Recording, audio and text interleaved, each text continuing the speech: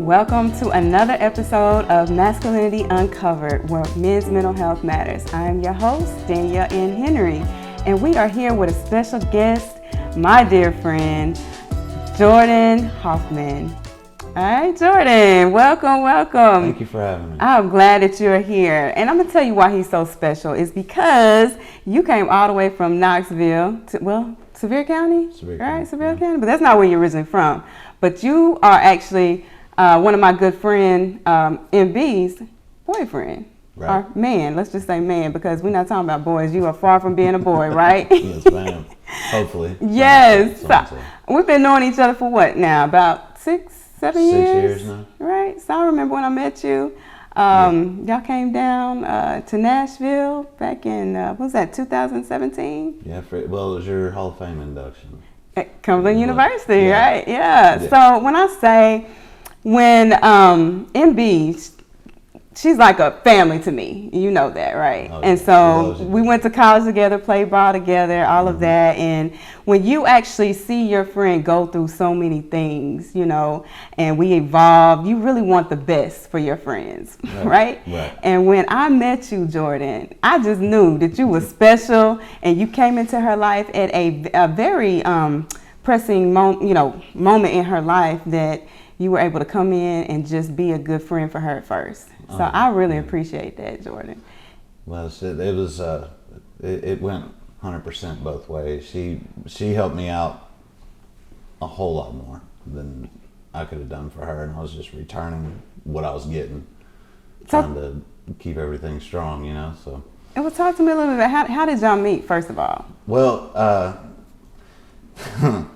so my kid's mother, she played softball for Sevier County and was actually second base behind Mary Beth pitching. Oh wow! So that we were dating then, and I knew Mary Beth, and I'd seen her on the field a lot, and didn't really talk to her then, and just carried on with our lives. And of course, she came over here, went to college, and made big things of herself, and I stayed home, raised kids, and she came back, and my daughter, we lived in, my daughter started playing softball in Halls, Gibbs area. Okay. And started playing softball and got pretty good at it. And then we moved back to Sevierville after my kid's mother and I got a divorce. We moved back to Sevierville, and Julie still wanted to play softball. Mary Beth was a coach, and I started helping Mary Beth with the teams and stuff like that, and just kind of I knew she was married, so I kept everything cordial, platonic, right? I was just helpful at where I could be, because I loved softball and I loved helping everybody out like that, and just stayed the course. Stay the course.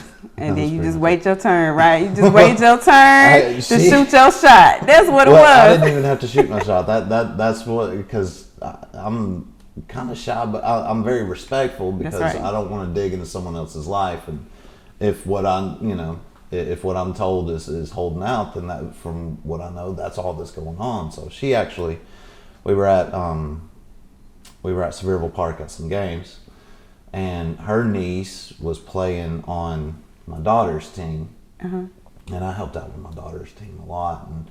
And so she's standing out there while we're watching the game, and she comes up, and we had a car show, and she says, "Hey, you want to go to this car show with me?" Yeah. So I was like, "No, she's joking." So I was like, "Yeah, I guess," and I wasn't expecting a text or anything like that. And later on that evening, she was like, "Hey, we still on? Why don't you meet me here?" I was like, "Oh my gosh, she's for real." And from then on, it was just, we hung out from then on. I just listened to her, and she listened to me, and helped me out of a situation I was in. And I just tried to lift her up and help her be the person that I see, Yeah, absolutely. So what actually wanted me to invite you to come on to the show is that when my ex-fiance actually had a child that had autism. Right. And so when I was talking to MB about this, he was like, "Well, Red, Jordan raised 2 autistic children." Right. So I remember coming up there to the house, and we had a conversation, and you were just telling me about, what that was like. And I just thought it was very appropriate to come, to have you on here so we can talk about that. Because a lot of people that are dealing with parenting, when you're dealing with autism or children, then that can be very difficult, to bear. So I wanted you to give us a little bit of, your children, your background, where you're from, first of all, and then how did your children get diagnosed, or what age did they get diagnosed with autism? Well, you want where I'm from first? Or? Where you're from first? Well, Jefferson County, Alabama originally, Birmingham area. And lived there until right before my kindergarten year. Yeah. And then moved up to Sevier County, went to Pigeon Forge until like my second grade year, and then moved back down to Alabama for another 3 years. Went to Wright Elementary School. I remember that. I can't remember where it's at down there, but yeah. It was around Hoffman, and went there till 5th grade, and then moved back up at the end of my 5th grade year. Reconnected with all my friends, and I haven't left Sevier County. Well, I haven't left Tennessee since. So, yeah. That's good. So, and then how did you meet your wife that you have your children at that time? We had a class together. The one that I had my children with, we had a class together, and she knew of me. Apparently, I didn't really know of her. I wasn't that great in high school. There's people that can attest to that. I kind of stayed. I kept a low profile, but I stayed in trouble somehow. So. Okay. But yeah, she knew of me, and again, she was one that came up and talked to me. So trouble. Let's don't skate over that. So what type of trouble? Well, nothing like going to jail, getting in cuffs, anything like that. Just regular. Hey, you can't be fighting or whatever. Okay, getting in fights. Arguing and talking, just causing regular ruckus. Yeah, I mean, just being unruly. Gotcha. I mean, I wasn't hated by anybody there, but I just got in too much trouble. I got you. And but yeah, she came up to me, was talking to me, and then we just kind of hung out from there. And one thing led to another. We got married when we were teenagers, both of us. She was still in high school when she got pregnant. I was in my junior year. And did y'all have to have consent since y'all were still considered minors at that point? Yeah, we had both of our parents consent to get married and everything, so we were married before we were 18. Okay. Excuse me, but yeah, she let's see, from there it was just I started early, just being out of the house, becoming a man, working a full-time job, going to school, raising a kid, taking care of your wife who's pregnant, just never really. So as a man, so we talk about, masculinity, and what does masculinity mean to you, especially being a young man, had to grow up, right, by having a child. And we'll talk more about, the diagnosis and things, but what does masculinity mean to you during that time in your teens and, when you actually got your wife pregnant at that time? So, to me, it meant taking care of your responsibilities. You're bringing a child into the world. That doesn't make you a man. You've got to be a part of this. You've got to support, love, care, nourish. Because a lot of people feel like a single parent house is sometimes it's what's best, but a lot of times you need influence from both your mother and your father, because you can't bestow manhood on a boy by just having your mother present. You can't get that example of how you're supposed to treat a woman, of how a relationship's supposed to work, how you're supposed to bend, how you're supposed to interact, how an argument's supposed to go, how the give and take of it all. So you had some men in your life, or who was that? Well, my mom and dad, they're still going strong. Oh, nice.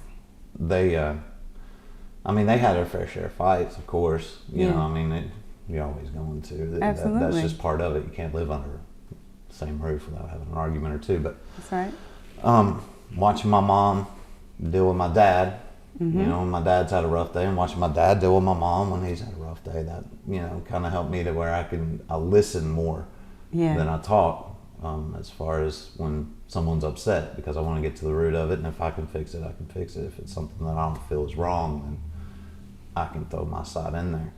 Right. But it's more or less just having those two as an example to me is what made me want to be there for my children. Good support. No matter what. Yeah. I mean, as much as I disliked it when I was a kid, I realized when I was getting ready to be a dad that I was very thankful for that. I realized at an early age that they struggled a lot. And I didn't realize it because they didn't show it.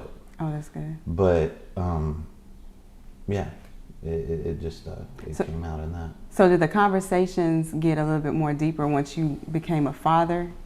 At that point, then you start to understand more? Deeper than they would with any other 17-year-old. You know, it's like, oh, I've got school, and then I got to go to work, and then I got to get home, and, you know, make sure that everybody's taken care of, and then I got to get up and go to work.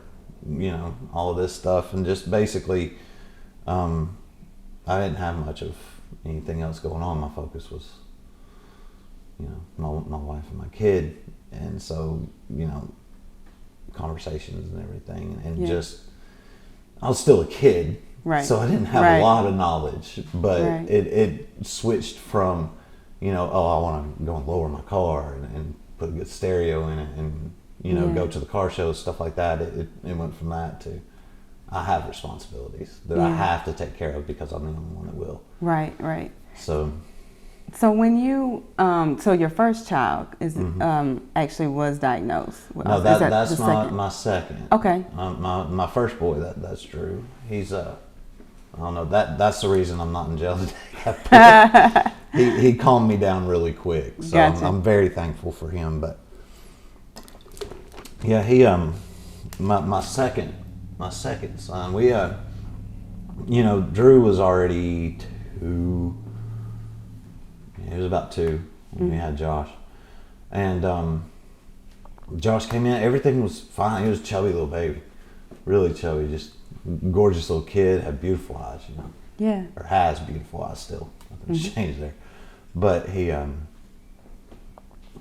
we started noticing that, you know, he was making progress, sitting up, you know, just doing all the regular stuff that a toddler's supposed to be doing, and he did always have problems with his ears. His ears were always really, we had tubes in his ears, and he got infected so bad one time it pushed the tube out of his ear while he was sitting at the doctor's office. Nobody had ever seen that before, but he stopped, excuse me, he stopped rolling over, stopped sitting up, stopped making sounds, you know. And so we went and had him tested. He was 3, and came back that he was, and, you know, my first, you know, I'm just like, well. So what was that conversation like in the doctor's office? Did you know anything about autism at that time, or? No. Yeah, so, I mean, it really wasn't that. I mean, that was 20 years ago. You know, so I mean, it was out there, but nobody really knew much about it, and so there wasn't a lot on it. But you know, she took him to the doctor. I dive into work, and that becomes priority because I'm the one working, you know. And she took him to the doctor and came back with that diagnosis. You know, I mean, I took him a couple of times, she took him a couple of times, but we were there together. But it was mostly, you know, she went for the final say in it, and you know, neither of us. It was kind of weird. I don't remember being freaked out about it. I remember just thinking, you know, well, okay, we can deal with it. You know, let's figure out what we need to do, where we need to go with it. And, you know, we got therapy. I was like, he's not going to be treated any different. I didn't want anybody, you know, babying him because he has a condition or anything like that. And we put him in regular school. Just told him, hey, he has allergies. He's, he's not going to look you in the eye. Mm-hmm. He's going to be hard to communicate with sometimes, and it helped him, I believe. He's still a little awkward socially, but he understands that, and he knows that, and he tries to, work away from that and work to his strengths, which I love. He's actually online. He does gaming stuff for Twitch. And, nice. He's held a job. Gosh, since he went down to Florida, they all moved down to Florida a couple of years ago. But he's got him a job, and he's working towards getting his own home. He's got his own car with his own car payment. He runs a really healthy life, if you ask me. Right. But yeah, he just went through all of his therapy, which was pretty normal motor skill therapy, fine motor skills, and speech. So was it a delay, like in his retaining, information in developmental states? Because a lot of people may not know, autism and the spectrum. Because, like I said, I was learning during, I think, 2021. When well, he just starting out, it was kind of weird. Allergy seasons would come up, and he'd kind of slide back just a little bit on you can tell when he's not. He's not 100% on, because his conversations will kind of slide off everywhere. He can retain anything that boy reads. Like, his teachers used to fuss on us because he would be correcting them. That's not what it says in the book, or that's not how that works. Yeah. And he's super smart. Yeah. But in the beginning, there was just a little backslide, and then we got him in therapy. Everything came right back up to where it was supposed to be. And other than he wouldn't make eye contact for a little bit, but he's worked on that, and he can do that now. It was kind of crazy. He wouldn't look me in the eye when I'm talking to him. I could tell he wasn't getting what I was saying, because he'd go and space out. But I'd be like, "Look at my nose. You don't have to look at my eyes. Look at my nose. Watch my mouth move." Right. And he'd pick up what I was trying to say. So from your first son to the second son, right? And when you noticed that difference, how did that make you feel? And that, knowing that there was a slight, difference in your child at that time. I mean, honestly, that's still my boy. That's I didn't feel any different towards Josh than I do towards Drew. I love all my kids individually. Yeah. They're all spoiled rotten, but they're all individual. Unique. And it's just it's like I've had different kids from different walks of life with all of them. Drew is other than them, which it's kind of my fault, because I do love to I loved my games, and I love to sit there and game, and so my boys really got into gaming a lot, a whole lot. But from Drew to Josh, it was Drew's very active, very verbal, very smart from the get-go. And it went from watching him grow up to that little bit before Josh came, and then Josh going a little bit backwards, and us finding out what it was, and attacking that at the root, and going ahead and getting that not solved, but sorted. Yeah, absolutely. And still being able to pay attention to Drew. Right. And give Drew what he needs, and give Josh what he needs. We tried to keep them both in the same thing. Drew played baseball. Yeah. Josh played baseball. Drew played soccer. Josh played soccer. Yeah. And then, when they got older, it was Drew, Josh, and Julie played baseball and soccer. And all on the same day, the same games. So did y'all have any support groups, like with parent support groups during that time? We, at the time, there really wasn't that much. And she was already going through nursing school and everything else, so it was mostly just therapy, and the therapist would come in and talk to us, working with him, and he didn't need the therapist for long. Good. it was just, to get him started. And then after that, everything kind of went through the school, and teachers would talk to us. We had the family pretty much, Good support our system. parents, and grandparents, and Yeah. great grandparents. Yeah. So it worked out pretty good that way. So after Drew, then you had another child, right? It was Drew, Josh, Julie, which is my softball princess. That's my little girl. I like that. That's my baby girl. Go She got me softball into players. softball, or back into softball, and then Yeah. that's she brought me to Mary Beth, so I'm Yes, thankful for that. Absolutely. But and then I have Jackson. Jackson Is my baby boy. He's 15, but he's my baby. Okay. He's a little more severe Okay. on the spectrum, and I meant to actually look up what it was. It's he's on the spectrum for autism, but what he has is there's a word for it, and I can't think of it at the moment. But Okay. He's been delayed, and we knew he was. There was with the pregnancy, it's kind of high risk, and it was not touch and go, but it was just a very stressful time, and that definitely translated it translated into the pregnancy for sure. So did they talk about that, when she was pregnant at the time, like the possibilities with you having a child that was autistic before, and then her getting, it wasn't? No. With Jackson, he's very small. Okay. And oh Lord, he was small, he was underweight. Yeah. She had she just had a complication. I can't remember what it was called. I want to say it was like a placental lake, where there was blood pooling up and stuff like that. And, everything was functional with him. He was small.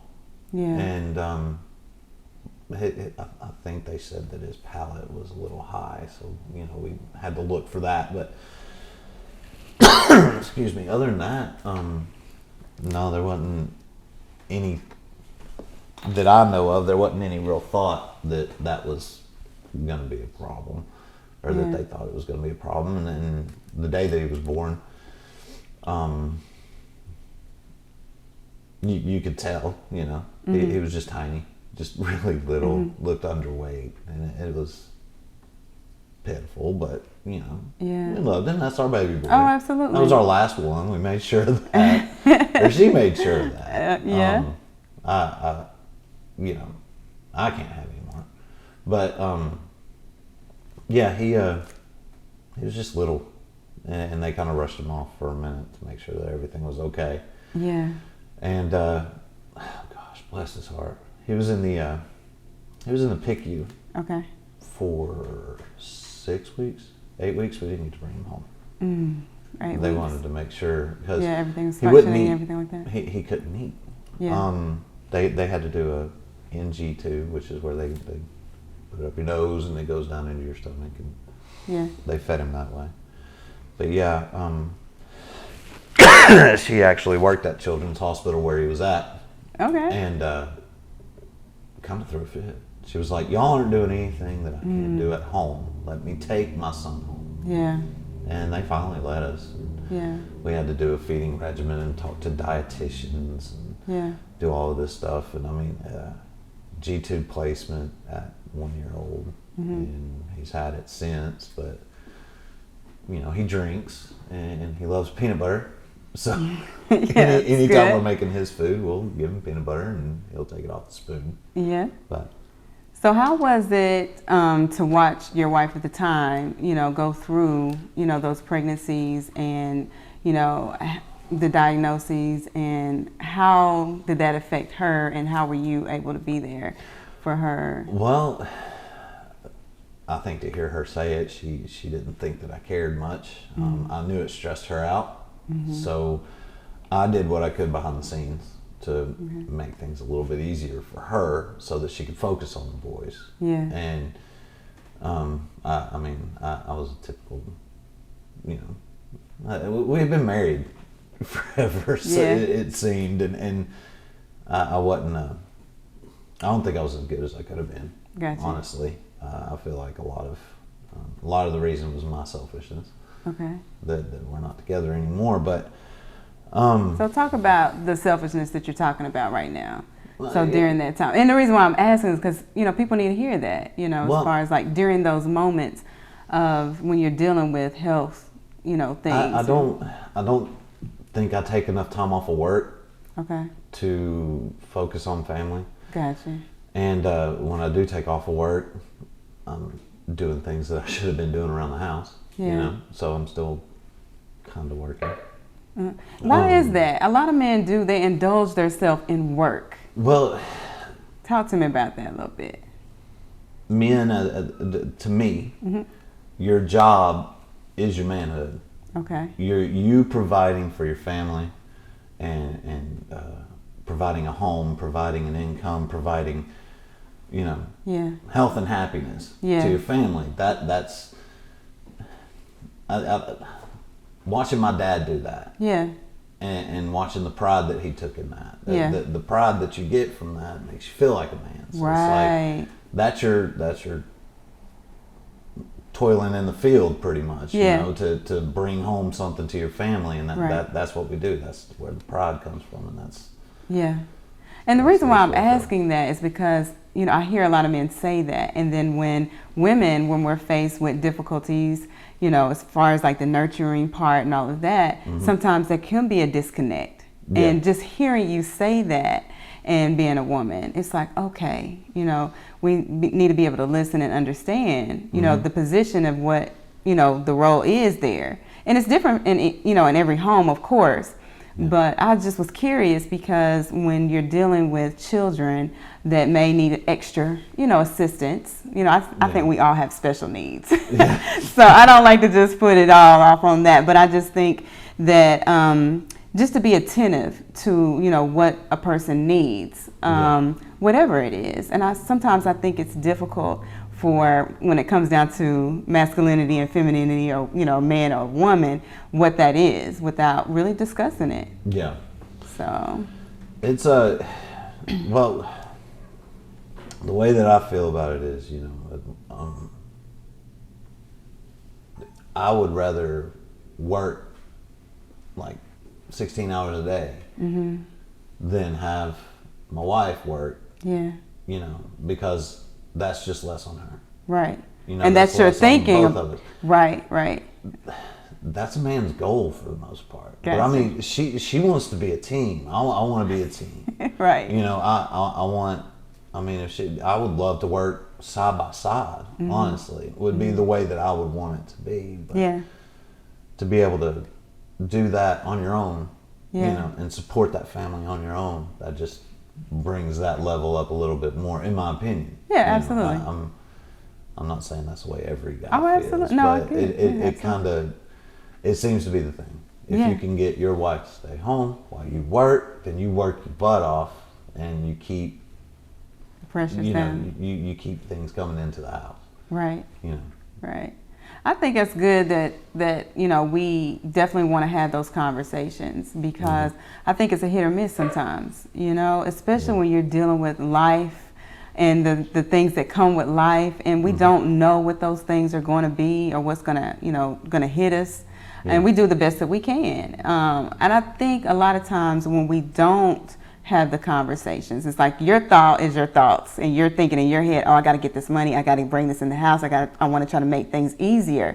Where she may be like, he's not even here to take care of me, to look after me and my emotions and what I'm dealing with. I need your presence. Yeah. Do you understand what I'm saying? Yeah. So sometimes it's a hit and miss, and I think that it's neither one is, to say it's right or wrong. It's just that, what works for your family is something to be, talked about, and discussed. They're being 24 hours in a day. Yeah. Most guys are working 10. and you're sleeping 6. Yeah. So, that still leaves you time. As soon as you walk through the door, go straight to your wife. Yeah. Like, give her a hug, give her a kiss. How was your day? Yeah. What do we need done? What do you need from me? So, and just get on it as soon as you get home. That way when you lay down and you're next to this woman, you're like, every need that you could possibly meet that day has been met. So what I'm hearing you say here is that you've grown from that first marriage, right? Yes, definitely. I don't want to make that mistake again. You know, that's a hard time to go through. You know, especially when you've got your kids and everything. Yes. You don't want to see that separation. Yes. I mean, you'll hear guys talk about, oh, she wasn't, you know, she did all this, she just wasn't that bad. But yeah, it's just, it is hard for a guy. We just show it different. Like right. That's the reason we say stupid stuff, so that it makes it easier for us to hear it. You know? Right. Like, but anybody else say, no, you're not allowed to say that. You're going to have to go somewhere else. But, no, I've definitely learned from mistakes I've made. I've admitted the mistakes I've made, whether she wants to believe I did or not. Well, accountability is a great thing. And even though you have different perspectives, as long as you know and you have, that accountability. I tried. I don't like giving up on stuff. You put me on a job, I'm on the job until it's done. Yeah. And, to me, that's kind of what the first marriage was that was my job. Right. And I didn't get to complete that job. I kind of quit at that one. Oh, and wow. that always feels bad. Gotcha. And, I gotcha. But this one, this one works out really well. Good. Because we've both been down a path. Right. We're both older. That's right. We both understand each other to a point that we know the mistakes we've made. We've tried to fix those mistakes and talk through them. Yeah. And we may still have hang-ups, but we have a lot more patience than we did. That's good. Well, just to wrap it up, I'd like to know, what are some of your coping skills? I know you talked about gaming. Do you find a sense of therapy in gaming, or is that just intellectual? Or what are some things that you cope, with as, being a man in the life's, struggles or things that come at you? Well, I get hours in the truck by myself. Okay. Just driving. Yeah. And so you do a lot of soul searching. Mm-hmm. And the way that I handle things is I have a conversation with myself, I have a conversation with God. I mean, that's the two people in that truck. That's right. At that time. I really don't game as much as I used to. I kind of got broke of that with this relationship. I mean, I have the means to, but I work too much. Well, not too much, but I stay busy to where I don't have to do that. Right. But coping, I basically don't need to cope much. I'm in the truck for 10 hours a day. Okay. Self-reflecting. Yeah. Doing some I mean, things just like trying to meditation. fix everything. Mostly talking to her, and her talking to me, and feedback back and forth. I would rather talk it out than That's right. anything else. Yeah, absolutely. Well, I appreciate it, Jordan. It's been a pleasure, talking to you. And hopefully we'll be able to bring you back on a panel later on. Oh, sure. So we can, get some questions and things like that. But thank you great. so much. Thank you. And you know who it is. It's Danielle and Henry. And we're out. Bye for now.